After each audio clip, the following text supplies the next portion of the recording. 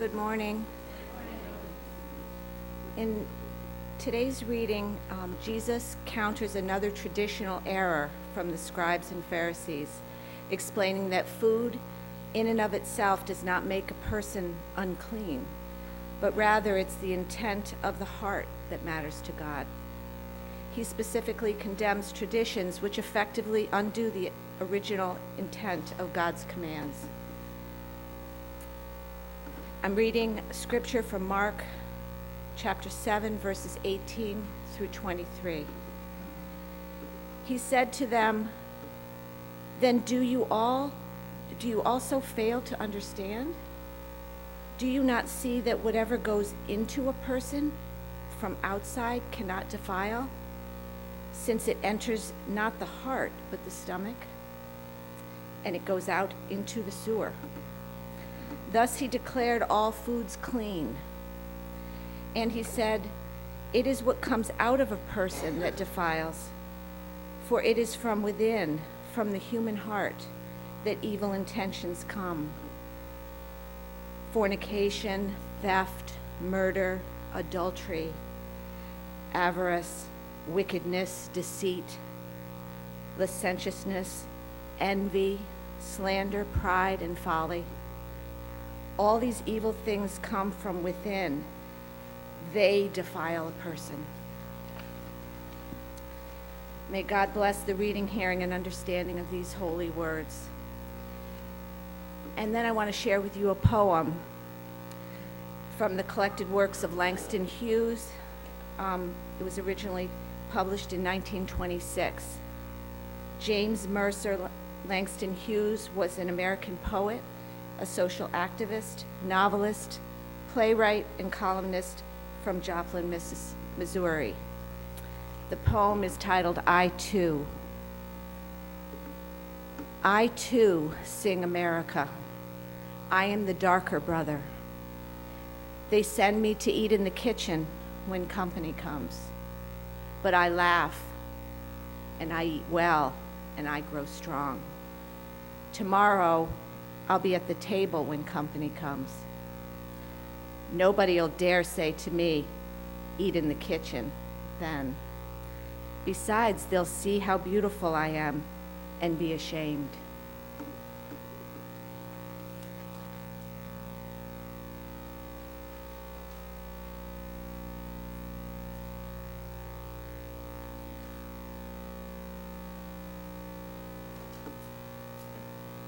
Good morning.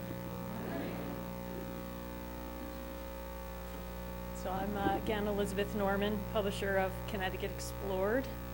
We're a nonprofit magazine of Connecticut history, and we've been publishing for 17 years, and I've brought copies of this issue, which you can pick up at Coffee Hour. Thank you for inviting me to speak to you today, and I'd also like to express my deep, deep gratitude to Carol Luckenbach, who has been a wonderful partner in this project to bring Venture Smith's life story into the classroom. I've learned a great deal from her, and am so thankful for her enthusiastic embrace of this project, and for her moral support. There were definitely moments where I was wondering if I was on the right path. It's wonderful to be here in this sanctuary. I grew up in the Congregational Church. I'm descended from at least one congregational minister, and I go all the way back to the Mayflower, in fact, on my mother's side. And I say this by way of stating that I understand my identity. And I understand the legacy of the Congregational Church in Connecticut and New England, where every early town was founded around a meeting house requirement because it served the dual purpose of civic and religious functions. And as the established state religion until 30 years after Connecticut became a state, it was funded by your tax dollars, which could be paid in corn or cords of wood to the minister. Fun fact. But to borrow a term from the feminism of my daughter's generation, I'm interested in intersectional history.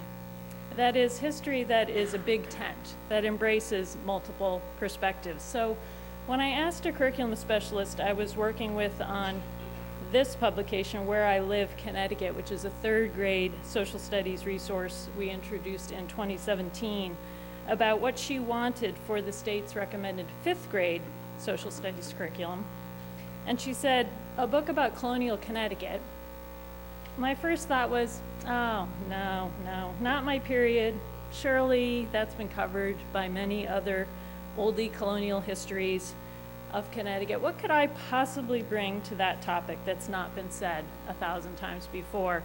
And I thought back to my experience collaborating with the Amistad Center for Art and Culture on this book, African American Connecticut Explored, which we published in 2014.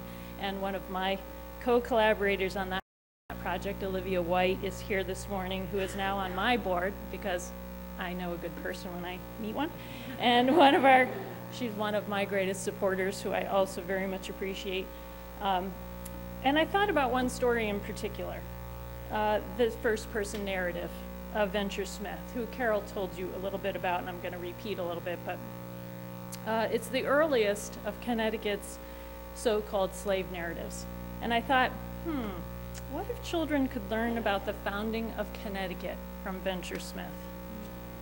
So let me explain, and you'll have heard this, but it bears repeating. In about 1739, a boy of 8 or 10 named Brotier was captured when his village in West Africa was attacked by and overrun by an invading army. The invaders killed his father, who was the leader of the village, and then marched the remaining captives for days to the Gold Coast. And there, Brotier was purchased by a ship's steward whose family farmed Fisher's Island. He was given the name Venture by his new owner, survived the Middle Passage despite an outbreak of smallpox on board the ship, and arrived in Newport, Rhode Island. From there, he spent his childhood enslaved on Fisher's Island with as many as 25 other enslaved Africans. As a young man, he married a fellow enslaved woman named Meg and started a family. And then he attempted an escape from slavery. But through a series of owners in Connecticut and periodic separations from his wife and children, he was allowed to earn enough money to purchase his own freedom, and eventually that of Meg and his children. And when he died in 1805, he owned more than 100 acres of land in Haddam, Connecticut. By all accounts, a fairly prosperous farmer, fisherman, and trader in the southern New England maritime economy. And we know all of this because Smith's narrative was published in New London, Connecticut in 1798. So to give you a sense of why I was intrigued by having students learn about colonial Connecticut from Smith, I'd like to read you a couple of sections of his narrative as I revised it to grade level for middle school students. I was very careful, though, to stay as close as possible to his own words and story. I didn't add anything, I didn't infer anything, I didn't try to figure out what he was thinking or feeling. If he didn't say it, it's not in there. And in these sections, most of what you'll hear are his own words. The first passage takes place shortly after his runaway attempt. He had been sold to Thomas Stanton of Stonington and separated from his wife and baby daughter. This episode is interesting for what it tells us about the colonial economy and the centrality of slavery to that economy. Remember also, there are no banks, and while the British pound was the official currency, the British purposefully restricted its availability, so colonial people used all kinds of currency, and they bartered, and they borrowed from each other. So from Venture Smith's narrative. To this place, Thomas Stanton's, I brought with me 2 Johannas, 3 old Spanish dollars, and 2,000 coppers, besides 5 pounds of my wife's money. This money I got by cleaning gentlemen's shoes and boots, by catching muskrats and minks, raising potatoes and carrots, etc., and by fishing in the night at odd spells. All this money amounting to near 21 pounds York currency, my master's brother, Robert Stanton, borrowed from me, for which he gave me his note. About a year and a half after that time, my master purchased my wife, pregnant with our second child, for 700 pounds old tenor. This child, named Solomon, was born later that year, and in 1758, our son Cuff was born. We had lived with Stanton for about 4 years when I had a falling out with my mistress, the master's wife. My master was gone to Long Island hunting. At first, the quarrel began between my wife and her mistress. I was then at work in the barn. and hearing a racket in the house, I ran to see what had broken out. When I entered the house, I found my mistress beating my wife over nothing, a mere trifle. I asked Meg to beg pardon of her mistress for the sake of peace, but my mistress turned her blows on me. She took down her horsewhip, and while she was glutting her fury with it, I reached out my great black hand, raised it up, and received the blows of the whip on it, which were designed for my head. I grabbed the whip and threw it in the fire. When my master returned, his wife told him what happened, but he didn't do anything, and he mentioned not a word about it to me. Some days after his return, in the morning, as I was putting on a log in the fireplace, not suspecting harm from anyone, I received the most violent stroke on the crown of my head with a club 2 feet long and as large round as a chair post. This blow very badly wounded my head, and the scar of it remains to this day. The first blow made me have my wits about me, for as soon as he went to hit me again, I snatched the club out of his hands and dragged him out of the door. He then sent for his brother to come and assist him, but I grabbed the club he wounded me with, carried it to a neighboring justice of the peace, and complained of my master. He advised me to return to my master, and if he abused me again, to report him.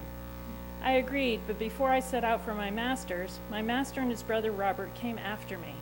The justice cautioned my master. He asked him the reason he treated me so unjustly and told him what the consequence would be if he continued the same treatment towards me. We left, my master riding his horse in front of me and his brother also on horseback behind me. Down the road out of sight, they got off their horses and fell to beating me with great violence. I became enraged at this, immediately turned them both under me and laid one of them across the other and stamped both with my feet. A short time after this, I was taken by a constable and 2 men. They carried me to a blacksmith's shop and had me handcuffed. When I returned home, my mistress was relieved to see me so. I showed her my handcuffs and gave her thanks for my gold rings. For this, my master commanded a fellow slave to fetch him a large ox chain. This my master locked on my legs with 2 padlocks. I continued to wear the chain peaceably for 2 or 3 days, when my master asked me whether I had not better be freed from my chains and go to work. I answered him no. Well then, he said, I will send you to the West Indies, or banish you, for I am resolved not to keep you. I answered him, I crossed the waters to come here, and I am willing to cross them to return. For a day or 2 after this, not anyone said much to me until one Hempstead miner of Stonington asked me if I would live with him. I answered him that I would. Miner asked me to be difficult and uncooperative so that he could buy me for a bargain price. In return, he said he'd give me a good chance to gain my freedom when I came to live with him. I did as he requested of me, and not long after, Hempstead Miner purchased me for 56 pounds lawful money. He took the chain and padlocks off me immediately. In the fray between my master Stanton and myself, he broke open my chest containing his brother's note to me and destroyed it. So there's a lot in there about reporting an assault and not getting much satisfaction, a hard lesson about loaning money to the brother of your master, and so much more. And these stories follow through the narrative. In this next section, I'm going to skip ahead to what Smith does after he purchases his freedom from his 4th owner, Oliver Smith of Stonington, in 1765. I sold all my possessions in Stonington, consisting of a pretty piece of land and 1 dwelling house. I went to find work on Long Island. I spent my time in working for various people there and on neighboring islands. In 4 years, I cut several thousand cords of wood, and the money which I earned thereby amounted to 207 pounds 10 shillings. This money I carefully saved. Expensive gatherings of my mates I commonly shunned, and all kinds of luxuries I was perfectly a stranger to. I never was at the expense of 6 pence worth of spirits.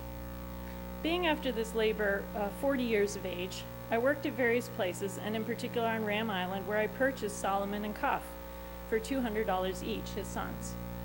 I had saved considerable money, amounting in all to near 300 pounds.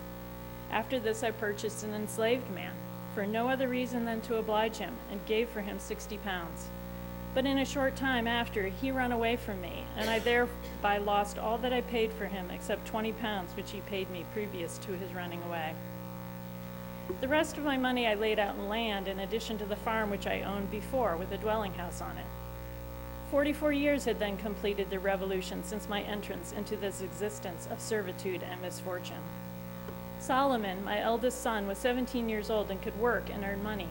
I hired him out to Charles Church of Rhode Island for 1 year in exchange for 12 pounds and an opportunity of acquiring some learning.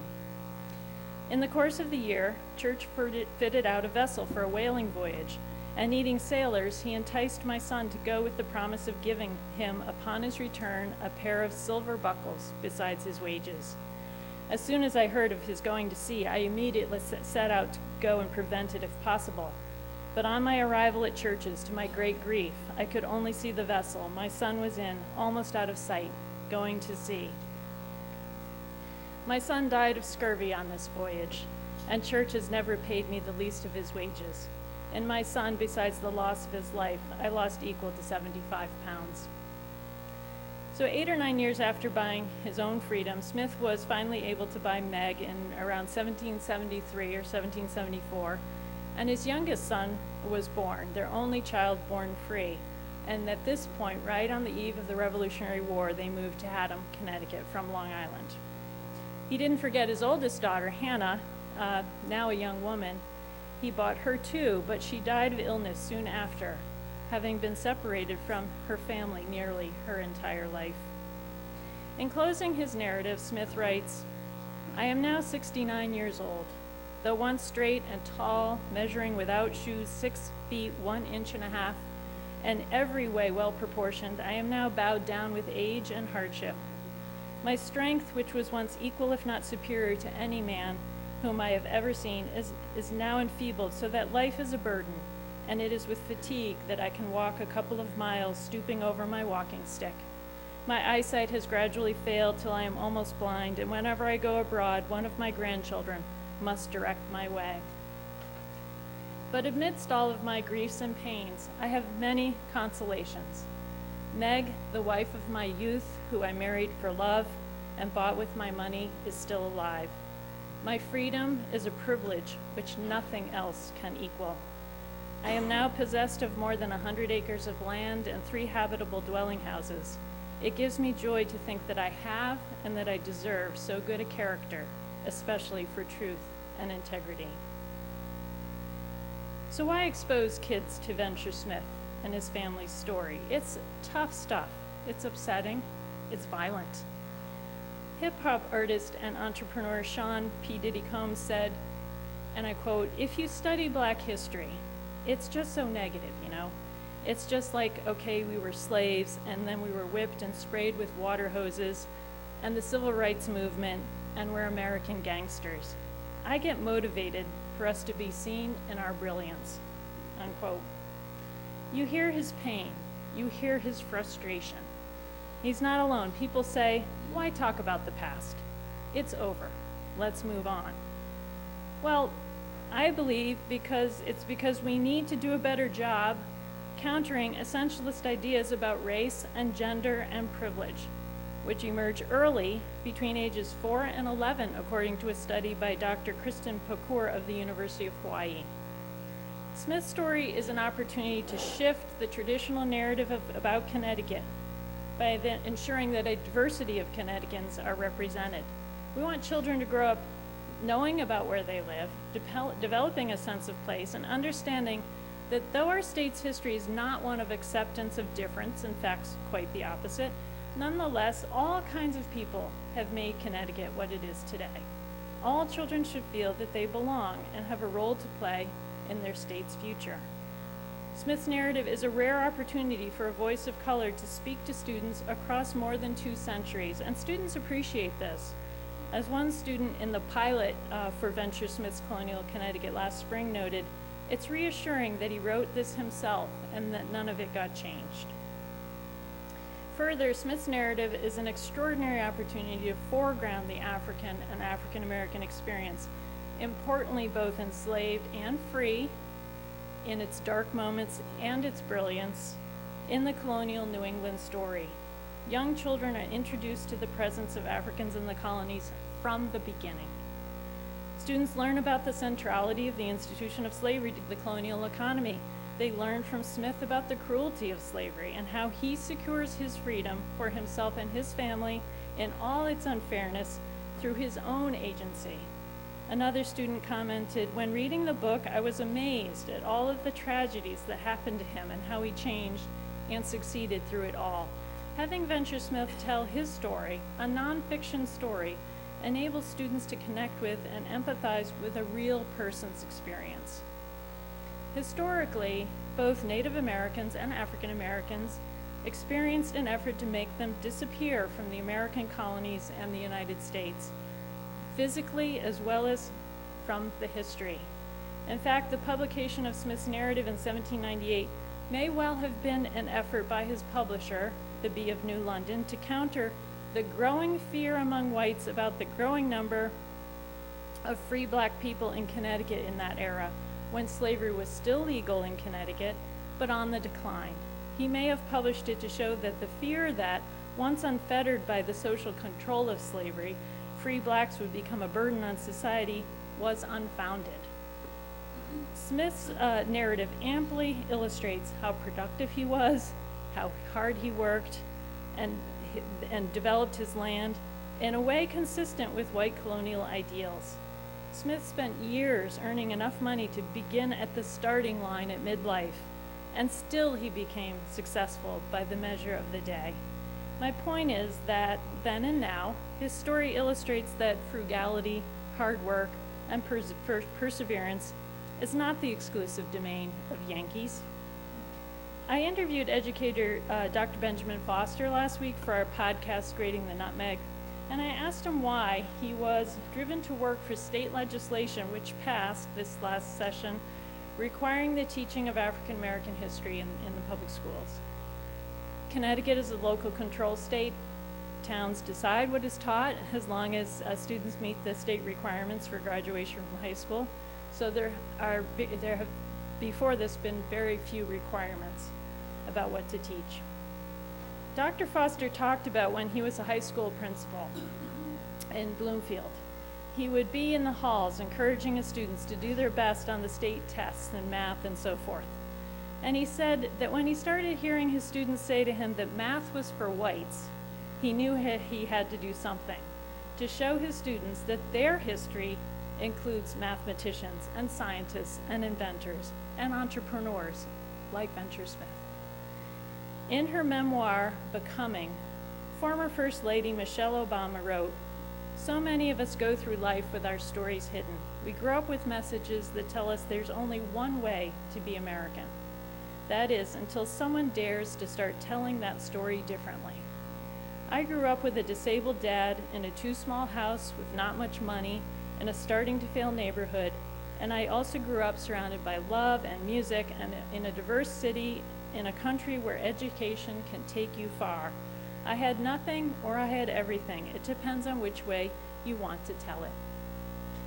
In writing about race, columnist Leonard Pitts Jr. said, "I choose to believe that in the telling and the listening, black and white and all the other colors of the racial rainbow can ultimately find their own humanity reflected in one another if they can only muster the courage to look for it, to see what is already there. A history that reflects multiple perspectives, it's already there. It isn't even that deeply hidden, and yet it has not changed what has been taught and what is taught in the classroom. We have to start telling the story differently." And I invite you to listen to my interview on Grading the Nutmeg, and you'll find out how to do that in the issue of the magazine you'll pick up, with Dr. Foster and State Representative Bobby Gibson about why it's critical to teach African American and Latinx history as the recent legislation requires in Connecticut schools. Perhaps the key to lasting change is making the connection between history told from multiple perspectives and the healthy development of young people. Venture Smith's story and many other stories in the telling and the listening reveal the central role that people of color have played in America's history. Let's tell the story differently by neither shying away from the difficult history nor losing sight of the brilliance. Writer James Baldwin reminds us that to accept one's past, one's history, is not the same as drowning in it. It is learning how to use it. telling the story differently can change our ideas of our race and begin to dismantle the dominant white narrative. Perhaps most importantly, it can show students each other's humanity and the way to finding their own place in history. Thank you.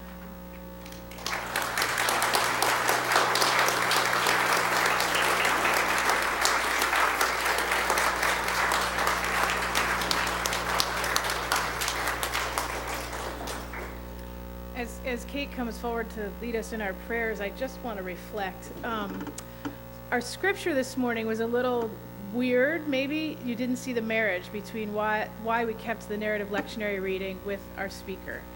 And I want to suggest this. First of all, thank you so much for what you just shared with us and for the work you're doing. It's so important because history is told by who? The winners, right? And when a people works hard to ensure that another people is not literate, is not able to tell or record its own story, we weaken, we diminish the truth of the history that we've shared. Our scripture this morning is a parable that talks about something Jesus was trying to address at the moment, but is relevant to this question as well. What goes into our bodies is not necessarily what makes us sinful, right? We can't always choose what goes into our bodies, and Jesus works on that with his disciples. Wherever you're staying, eat what they give you. Remember, that doesn't make you unclean. It's what you do with that nourishment, what comes back out of you. I grew up in Milford, Connecticut, a wonderful school system, and we studied all sorts of things. And when I studied the Civil War, the biggest issue that I studied, I remember making a bulletin board about it, was families being divided over the morality of the issues. That one brother might fight for the Union and one brother might fight for the Confederacy. Thank you. I can't even talk about it now. And the angst that was in our nation. I didn't have it within me to ask questions about who else was in the story. I accepted what was fed me. And I didn't do much in my digestion, but to regurgitate what I was fed. We have a need in our national story to no longer just accept what's been put in us, right? But to really take seriously what it is that we then put out. And so I thank you for your work in doing this and broadening, making space for the stories that have always been here, but haven't been the ones that we've allowed ourselves to tell and be fed. And to make space for the vast richness of history, the amazing people who we have silenced, because that is our collective American white sin, isn't it? That we have privileged one story over another in order to silence the other stories that are so much a part of our history and our identity, whether we know it or not, and have caused others to grow up without knowing the beauty and richness, the tenacity, the giftedness, the courage, the power of their own stories. You know, Black History Month is a little bit of a problematic title because Black history in the U.S. is American history. And until we get to a point where we don't have to distinguish, where we can honor all those histories and allow people to stand with pride on the ancestry that they hold, whether it's Italian or Irish or English or West African, we haven't really understood our history as a whole. So thank you again. That's the connection to the scripture, and let's go into prayer.